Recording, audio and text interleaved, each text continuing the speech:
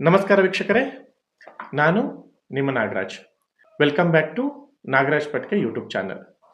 ತಮ್ನಿಲಲ್ಲಿ ನೋಡಿರೋ ಪ್ರಕಾರ ನಿಮ್ಗೊಂದು ಕನ್ಫ್ಯೂಷನ್ಸ್ ಇರುತ್ತೆ. ಅಂದರೆ SSLC ಮುಗಿದ ನಂತರ ನಿಮ್ಮ ಮಗುವಿಗೆ ಯಾವ ಕೋರ್ಸನ್ನು ನೀವು ಸೇರಿಸಬೇಕು, ತುಂಬ ಕನ್ಫ್ಯೂಷನ್ಸ್ ಇರುತ್ತೆ. ಯಾವ ಕೋರ್ಸಿಗೆ ಸೇರಿಸಿದ್ರೆ ಏನಾಗುತ್ತೆ, ಏನು, ಹೇಗೆ ಅನ್ನೋ ಒಂದು ಕನ್ಫ್ಯೂಷನ್ಸಲ್ಲಿ ನೀವು ಇರ್ತೀರ.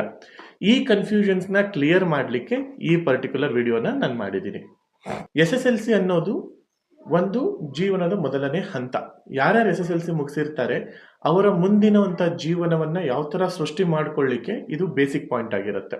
ಅಂದರೆ SSLC ನಂತರ ನೀವು ಯಾವ ಕೋರ್ಸನ್ನು ಸೆಲೆಕ್ಟ್ ಮಾಡ್ತೀರಾ, ಯಾವ ಸ್ಟ್ರೀಮಲ್ಲಿ ನೀವು ಹೋಗ್ತೀರಾ, ಅದರ ಮೇಲೆ ನಿಮ್ಮ ಮಗುವಿನ ಅಥವಾ ನಿಮ್ಮ ಭವಿಷ್ಯ ರೂಪಾಂತರಗೊಳ್ಳುತ್ತೆ.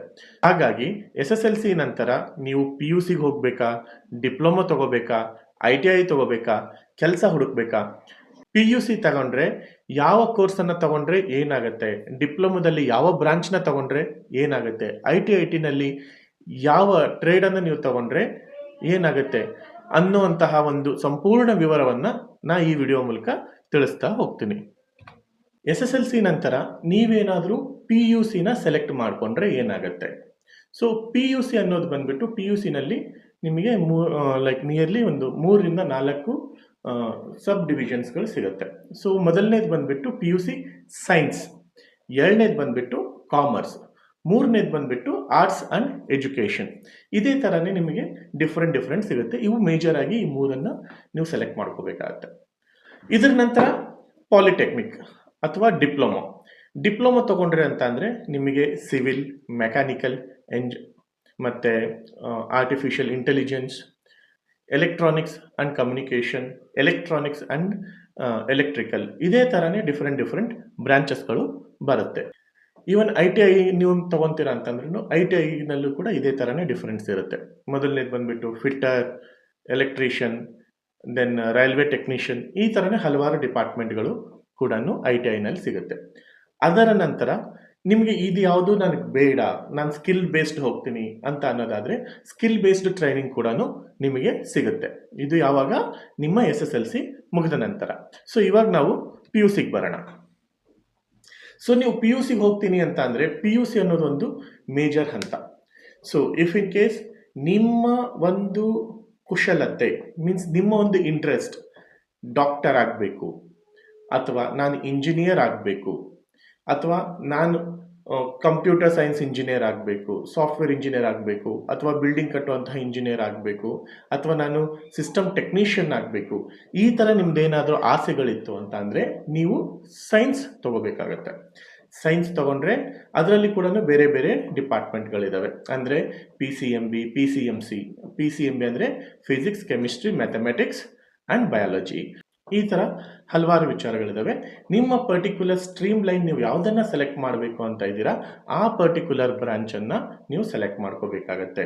ಆ್ಯಂಡ್ ಎಸ್ಪೆಷಲಿ ನೀವೇನಾದರೂ ಡಾಕ್ಟರ್ ಆಗಬೇಕು ಅನ್ನೋ ನಿಮ್ಮ ಆಸೆ ಇತ್ತು ಅಂತ ಅಂದರೆ ನೀವು ಬಂದುಬಿಟ್ಟು PCMB ತೊಗೋಬೇಕಾಗತ್ತೆ. ಅಂದರೆ ಫಿಸಿಕ್ಸ್, ಮ್ಯಾಥಮೆಟಿಕ್ಸ್, ಕೆಮಿಸ್ಟ್ರಿ ಆ್ಯಂಡ್ ಬಯಾಲಜಿನ ತೊಗೋಬೇಕಾಗತ್ತೆ. ಇದು ಕಾಂಬಿನೇಷನ್ ಅಂತ ನಾವು ಕರಿತೀವಿ.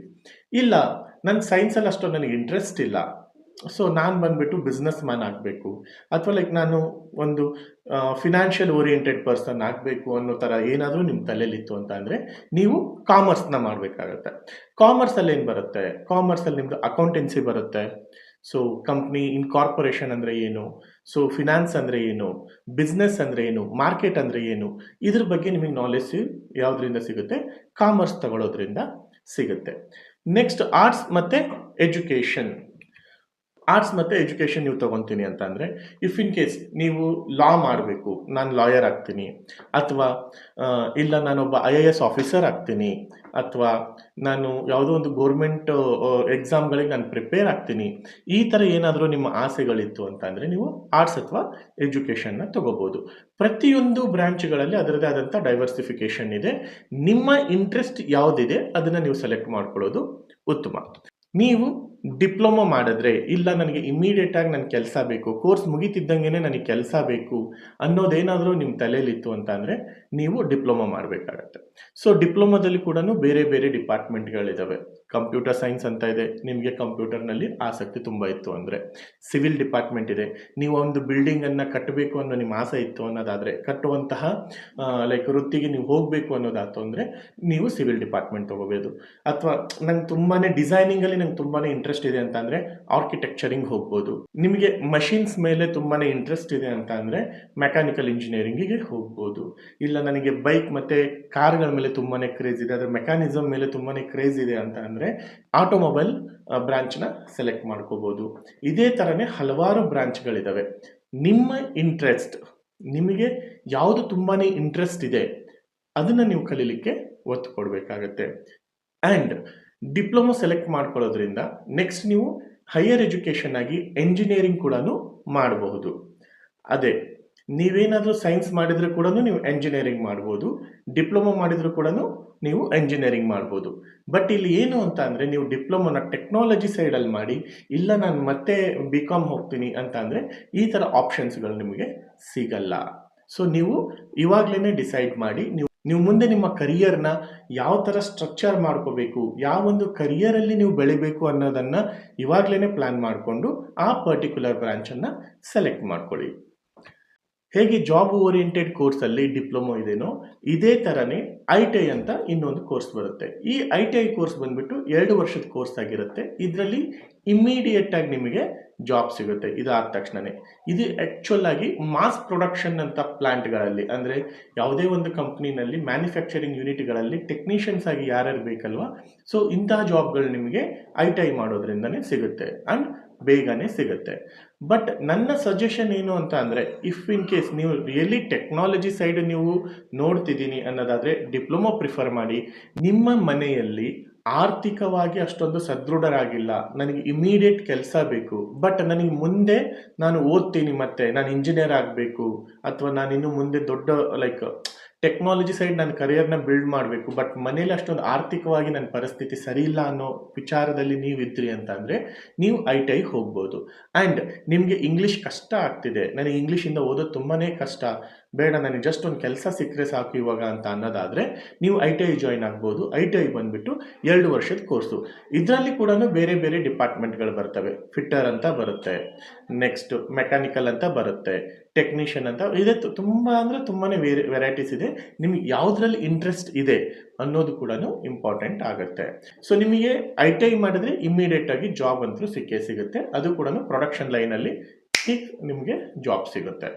ITI ಮುಗಿದ ಮೇಲೆ ಮತ್ತೆ ನೀವು ಡಿಪ್ಲೊಮೊ ಮಾಡಿ, ಡಿಪ್ಲೊಮೊ ನಂತರ ನೀವು ಮತ್ತೆ ಎಂಜಿನಿಯರಿಂಗ್ ಕೂಡ ಕಂಟಿನ್ಯೂ ಮಾಡ್ಬೋದು ಒನ್ಸ್ ನೀವು ಕೆಲಸಕ್ಕೆ ಸೇರಿದ ನಂತರ. ಸೊ ಇವಾಗ ನಾನು ಮತ್ತೆ ಡಿಪ್ಲೊಮೊ ಮತ್ತು ITIಗೆ ಇರುವಂತಹ ಡಿಫರೆನ್ಸ್ ನಿಮಗೆ ಹೇಳ್ಬಿಡ್ತೀನಿ. ಡಿಪ್ಲೊಮೊ ಬಂದುಬಿಟ್ಟು 3 ವರ್ಷದ ಕೋರ್ಸು, ITI ಬಂದುಬಿಟ್ಟು 2 ವರ್ಷದ ಕೋರ್ಸು. ನಿಮಗೆ ಇಲ್ಲಿ 1 ವರ್ಷ ಸೇವ್ ಆಗುತ್ತೆ. ಎರಡನೇದು, ಡಿಪ್ಲೊಮೊದಲ್ಲಿ ಬ್ರಾಂಚ್ಗಳಿರ್ತವೆ, ITIನಲ್ಲಿ ಟ್ರೇಡ್ಗಳಿರ್ತವೆ. ಸೊ ಡಿಪ್ಲೊಮೊದಲ್ಲಿ computer science branch, civil branch, mechanical branch ಹೇಗೋ ಇದರಲ್ಲಿ ಬಂದುಬಿಟ್ಟು ಟ್ರೇಡ್ಗಳಿರ್ತವೆ. Fitter, diesel mechanic, COPA, so ಈ ಥರ ಬೇರೆ ಬೇರೆ ಟ್ರೇಡ್ಗಳು ಇದರಲ್ಲಿ ಸಿಗುತ್ತೆ. ಎರಡನೇದು, ನೀವು ಇದು ಆದಮೇಲೆ BE ಆ್ಯಸ್ ಎನ್ ಆಪ್ಷನಲ್, ಅಂದರೆ ಡಿಪ್ಲೊಮೊ ಆದಮೇಲೆ ನೀವು BEನ ಆ್ಯಸ್ ಎ ಆಪ್ಷನಲ್ ಆಗಿ ನೀವು ತಗೋಬಹುದು. ಜಾಬ್ ಅಪಾರ್ಚುನಿಟಿ ನಿಮಗೆ ಲೈಕ್ ಯಾವ ಥರ ಅಂತ ಅಂದರೆ ಎಂಜಿನಿಯರಿಂಗ್ ಮತ್ತು ಇದ್ರ ಮೇಲೆ ಲೈಕ್ ಬ್ಯಾಲೆನ್ಸಿಂಗ್ ಆಗಿರುತ್ತೆ. ಬಟ್ ITIನಲ್ಲಿ ನಿಮಗೆ ಸೊ ಇಮ್ಮಿಡಿಯೇಟ್ ಜಾಬ್ ಸಿಗುತ್ತೆ. ಬಟ್ ಏನಂತ ಅಂದರೆ ಸ್ವಲ್ಪ ಲೋ ಪೇಯ್ಡ್ ಎಂಪ್ಲಾಯಿ ಆಗಿ ಜಾಯ್ನ್ ಆಗಬೇಕಾಗತ್ತೆ. ಎರಡನೇದು, ನೀವು ಡಿಪ್ಲೊಮೊ ಮಾಡಿದರೆ ಆ್ಯಸ್ ಎ ಜೂನಿಯರ್ ಇಂಜಿನಿಯರ್ ಆಗಿ ಸೇರ್ಕೋಬಹುದು, KPTCLಲ್ಲಿ ಜಾಯ್ನ್ ಆಗ್ಬೋದು, ಅಥವಾ PWDನಲ್ಲಿ ಈ ಥರದ್ರಲ್ಲಿ ನೀವು ಜಾಯ್ನ್ ಆಗ್ಬೋದು as A junior engineer, as A technician ಆಗಿ. ಅದೇ ನೀವು ಏನಾದರೂ ITI ಮಾಡಿದ್ರಿ ಅಂತಂದರೆ ನೀವು ಆ ರೈಲ್ವೇದಲ್ಲಿ ಕೂಡ ನಿಮಗೆ ಜಾಬ್ ಆಗುವಂಥ ಚಾನ್ಸಸ್ಗಳಿರುತ್ತೆ. ಎಲೆಕ್ಟ್ರಿಷಿಯನ್ ಆಗಿ ನೀವು ಜಾಯ್ನ್ ಆಗ್ಬೋದು, ಲೈನ್ ಮ್ಯಾನ್ಗಳಾಗಿ ಜಾಯ್ನ್ ಆಗ್ಬೋದು, ಆಮೇಲೆ ಲೈಕ್ ಫೀಲ್ಡ್ ಆಫೀಸರ್ಸ್ ಆಗಿ ಜಾಯ್ನ್ ಕೂಡ ಆಗಬಹುದು. ಎರಡರಲ್ಲೂ ಸೇಮ್ ಅಪಾರ್ಚುನಿಟೀಸ್ ಇದೆ. ಬಟ್ ಏನು ಅಂತ ಅಂದರೆ ಡಿಪ್ಲೊಮೊಗೆ ಬಂದುಬಿಟ್ಟು ಸ್ವಲ್ಪ ಫೋಕಸ್ ಜಾಸ್ತಿ ಇರುತ್ತೆ, ITIಗೆ ಸ್ವಲ್ಪ ಫೋಕಸ್ ಕಡಿಮೆ. ಬಟ್ ಡಿಪ್ಲೊಮಾಗೆ ಜಾಬ್ ಅಪಾರ್ಚುನಿಟಿ ಸ್ವಲ್ಪ ಲಿಮಿಟೆಡ್ ಇರುತ್ತೆ. ITI ಮಾಸ್ ಪ್ರೊಡಕ್ಷನ್ಗಳಲ್ಲಿ ತುಂಬಾ ಒಲವಿರೋದ್ರಿಂದ ITIಗೆ ಜಾಬ್ ಅಪಾರ್ಚುನಿಟೀಸ್ ತುಂಬಾ ಇರುತ್ತೆ. ಬಟ್ ಇಲ್ಲಿ ಡಿಮೆರಿಟ್ಸ್ ಏನಂದರೆ, ಡಿಪ್ಲೊಮಾ ಆದ ತಕ್ಷಣ ನೀವು ಎಂಜಿನಿಯರಿಂಗ್ ಮಾಡ್ಬೋದು, ITI ಆದಮೇಲೆ ನೀವು ಡಿಪ್ಲೊಮಾ ಮಾಡಿ ಎಂಜಿನಿಯರಿಂಗ್ ಮಾಡಬೇಕಾಗತ್ತೆ. ಸೊ ಇಲ್ಲ, ನನಗೆ ಇವಾಗ ಇದು ಯಾವುದು ಬೇಡ, ನನಗೆ ಇಮಿಡಿಯೇಟ್ ಆಗಿ ನನಗೆ ಜಾಬ್ ಬೇಕು, ಅಥವಾ ನನಗೆ ಇಂಟ್ರೆಸ್ಟ್ ಬಂದ್ಬಿಟ್ಟೆ ಡಿಫ್ರೆಂಟ್ ಆಗಿದೆ, ಈ ಓದು ಬುಕ್ಕು ಪುಸ್ತಕ ಇದು ಯಾವುದು ನನಗೆ ಬೇಡ, ಸೊ ನನ್ನ ಒಂದು ಥಾಟ್ಸೇ ಬೇರೆ ಥರ ಇದೆ ಅಂತಂದರೆ ಅದರಲ್ಲಿ ಕೂಡ ನೀವು ಹೋಗ್ಬೋದು. ಇವಾಗ ಡಿಜಿಟಲ್ ಮಾರ್ಕೆಟಿಂಗ್ ಅನ್ನೋದು ತುಂಬಾ ಬೂಮ್ ಆಗ್ತಾ ಇರುವಂಥ ಇಂಡಸ್ಟ್ರಿ. ಡಿಜಿಟಲ್ ಮಾರ್ಕೆಟಿಂಗ್ ಅಂತಂದರೆ ಆ್ಯಡ್ಸ್ನ ಕ್ರಿಯೇಟ್ ಮಾಡೋದು, ಫಿಲ್ಮ್ನ ಶೂಟ್ ಮಾಡೋದಾಗಿರಲಿ, ಕಂಟೆಂಟ್ನ ಕ್ರಿಯೇಟ್ ಮಾಡೋದಾಗಿರಲಿ, ಅಥವಾ ವಾಟ್ಸಪ್ ಬ್ರಾಡ್ಕಾಸ್ಟಿಂಗ್ ಮಾಡೋದಾಗಿರಲಿ, ಇದಕ್ಕಂತಾನೆ ಒಂದು ಕೋರ್ಸ್ ಇದೆ. ಈ ಕೋರ್ಸ್ನ ನೀವು ಸಿಕ್ಸ್ ಮಂತಿಂದ 1 ಇಯರ್ ತನಕ ಕೋರ್ಸ್ ಆಗುತ್ತೆ. ಕೋರ್ಸ್ ಆಗ್ತಿದ್ದಂಗೆ ನಿಮಗೆ ಜಾಬ್ ಆಗುತ್ತೆ. ಬಟ್ ಆದರೆ ಇದು ಡಿಗ್ರಿ ಅಂತ ಕನ್ಸಿಡರ್ ಆಗಲ್ಲ, ನಿಮಗೆ ಆಸ್ ಎ ಟ್ರೈನಿಂಗ್ ಅಂತ ಕನ್ಸಿಡರ್ ಆಗುತ್ತೆ. ಎರಡನೇದು ಕೋಡಿಂಗ್ ಆ್ಯಂಡ್ ಡಿಸೈನಿಂಗ್. ಸೊ ಕೆಲವೊಂದು ಕೋರ್ಸಸ್ಗಳಿದ್ದಾವೆ, ಅಲ್ಲಿ ನೀವು ಕೋಡಿಂಗ್ ಮತ್ತು ಡಿಸೈನಿಂಗ್ ಕೂಡ ಕಲಿಬೋದು. ಲೈಕ್ ಫೋಟೋಶಾಪ್ ಆಗಿರಲಿ ಅಥವಾ ಆ್ಯನಿಮೇಷನ್ ಮಾಡೋದಾಗಿರಲಿ, ಇದೆಲ್ಲದು ನಿಮಗೆ ಸಿಗುತ್ತೆ. ಮೂರನೇದು ಬಂದ್ಬಿಟ್ಟು ಕಾಂಟೆಂಟ್ ಕ್ರಿಯೇಷನ್ ಅಂತಂದರೆ ಇವಾಗ ನಾನು ಮಾಡ್ತಾ ಇದ್ದೀನಿ. ಸೊ ನಾನು as a fully professional I am a banker, financial adviser and banker. But as a hobby ನಾನಿವಾಗ ಕಾಂಟೆಂಟ್ ಕ್ರಿಯೇಟ್ ಮಾಡ್ತಾ ಇದ್ದೀನಿ. ಸೊ ಇದನ್ನೇ ಕಾಂಟೆಂಟ್ ಕ್ರಿಯೇಷನ್ನೇ ಲೈಕ್ ನೀವು ಪ್ರೊಫೆಷ್ನಲ್ ಆಗಿಯೂ ಮಾಡಬಹುದು. ಅದಕ್ಕಂತಾನೆ ಸಮ್ ಕೋರ್ಸಸ್ಗಳಿದ್ದಾವೆ. ಆ ಕೋರ್ಸ್ಗಳನ್ನು ನೀವು ಮಾಡಿಬಿಟ್ಟು ಕಾಂಟೆಂಟ್ ಕ್ರಿಯೇಷನ್ನ ಸ್ಟಾರ್ಟ್ ಮಾಡ್ಬೋದು. ಅಲ್ಲಿ ಕೂಡ ನಿಮಗೆ ಜಾಬ್ ಓರಿಯೆಂಟೆಡ್ ಆಗಿ ಇರ್ತವೆ. ಇಲ್ಲ, ನಾನು ಮುಂದೆ ಓದ್ಲಿಕ್ಕೆ ಆಗಲ್ಲ, ಆಮೇಲೆ ಇದು ಯಾವುದು ನನ್ನಲ್ಲಿ ಸ್ಕಿಲ್ಸ್ಗಳಿಲ್ಲ, ನಾನು ಜಸ್ಟ್ SSLC ಮುಗಿಸಿದ್ದೀನಿ, ನನಗಿವಾಗ ಜಾಬ್ ಬೇಕು, ಬಟ್ ನಾನು ಗೌರ್ಮೆಂಟ್ ಜಾಬಲ್ಲಿ ಸೆಕ್ಯೂರ್ ಆಗಿರಬೇಕು ಅಂದರೆ ನಿಮಗೂ ಗೌರ್ಮೆಂಟ್ ಜಾಬ್ ಕೂಡ ಸಿಗುತ್ತೆ. ಸೊ ಯಾವುದೇ ರೀತಿ ಹೆದರುವಂತಹ ಅವಶ್ಯಕತೆ ಇಲ್ಲ. ಗೌರ್ಮೆಂಟ್ ಜಾಬಲ್ಲಿ ಯಾವ್ದ್ಯಾವುದು? ಗೌರ್ಮೆಂಟ್ ಜಾಬಲ್ಲಿ ನೀವು ಪೊಲೀಸ್ ಕಾನ್ಸ್ಟೇಬಲ್ SSLC ಮೇಲೆ ಕರೀತಾರೆ. ರೈಲ್ವೇದಲ್ಲಿ D ಗ್ರೂಪ್ ಟೆಕ್ನಿಷಿಯನ್ಸ್ ಆಗಿ SSLC ಮೇಲೆ ಕರೀತಾರೆ. ಇಂಡಿಯನ್ ಆರ್ಮಿನಲ್ಲಿ ಕೂಡ ನೀವು ಜಾಯ್ನ್ ಆಗ್ಬೋದು. ಅದು ಆದಮೇಲೆ ಪೋಸ್ಟ್ನಲ್ಲಿ ಕೂಡ ನಿಮಗೆ ಜಾಬ್ ಸಿಗುತ್ತೆ. ಸೊ SSLC ಇದು ಒಂದೇ ಲಿಮಿಟೇಷನ್ಸ್ ಅಲ್ಲ, ನಿಮ್ಮದು SSLC ಆದ್ರೂ ನೀವು ಒಳ್ಳೆ ಗೌರ್ಮೆಂಟ್ ಜಾಬ್ಗಳನ್ನು ನೀವು ತಗೋಬಹುದು. ಪ್ರಿಪೇರ್ ಆಗಬೇಕಾಗುತ್ತೆ, ಕಾಂಪಿಟೇಷನ್ ಜಾಸ್ತಿ ಇರುತ್ತೆ. ಸೊ ಹಾಗಾಗಿ ಇದನ್ನು ಸ್ವಲ್ಪ ನೋಡಿಕೊಂಡು ಟ್ರೈ ಮಾಡೋದು ಉತ್ತಮ. ಸೊ ನೀವು ಎಲ್ಲದರದ್ದು ಹೇಳಿದ್ರಿ ಸರ್, ಬಟ್ ನಾನು ಏನನ್ನ ಸೆಲೆಕ್ಟ್ ಮಾಡ್ಕೊಳ್ಳಿ? ನನಗೆ ಕಂಪ್ಯೂಟರ್ಸ್ ಮೇಲೆ ತುಂಬಾ ಇಷ್ಟ, ಆದರೆ ನಮ್ಮ ಅಪ್ಪ ಹೇಳ್ತಾರೆ ನನ್ನ ಮಗ ಡಾಕ್ಟರ್ ಆಗಬೇಕು, ನನ್ನ ಮಗಳು ಡಾಕ್ಟರ್ ಆಗಬೇಕು ಅಂತ. ನನಗೆ ಕೃಷಿನಲ್ಲಿ ತುಂಬಾ ಇಷ್ಟ, ಆದರೆ ನಮ್ಮ ಅಪ್ಪ ಹೇಳ್ತಾನೆ ಸಾಫ್ಟ್ವೇರ್ ಇಂಜಿನಿಯರ್ ಆಗಬೇಕು ಅಂತ. ಸೊ ನಾನು ಏನು ಸೆಲೆಕ್ಟ್ ಮಾಡ್ಕೊಳ್ಳಿ? ಸೊ ಈ ಕ್ವಶನ್ನ ನೀವು ನನಗೆ ಕೇಳಿದ್ರೆ ನಾನು ನಿಮಗೆ ಹೇಳುವಂತಹ ಮೊದಲನೆಯ ಉತ್ತರ ಏನು ಅಂತಂದರೆ, ನಿಮಗೆ ಯಾವುದರಲ್ಲಿ ಇಂಟ್ರೆಸ್ಟ್ ಇದೆ ಅದನ್ನು ನೀವು ಮಾಡಿ. ಮನೆಯವರ ಫೋರ್ಸಿಗೋಸ್ಕರ ಯಾವುದನ್ನು ಒಪ್ಕೊಳ್ಳಿಕ್ಕೆ ಹೋಗಬೇಡಿ. ನಿಮಗೆ ಇಂಟ್ರೆಸ್ಟ್ ಕೃಷಿನಲ್ಲಿದೆ ಅಂತಂದರೆ ಅಗ್ರಿಕಲ್ಚರಲ್ ಕಡೆಗೆ ಕಾನ್ಸಂಟ್ರೇಟ್ ಮಾಡಿ.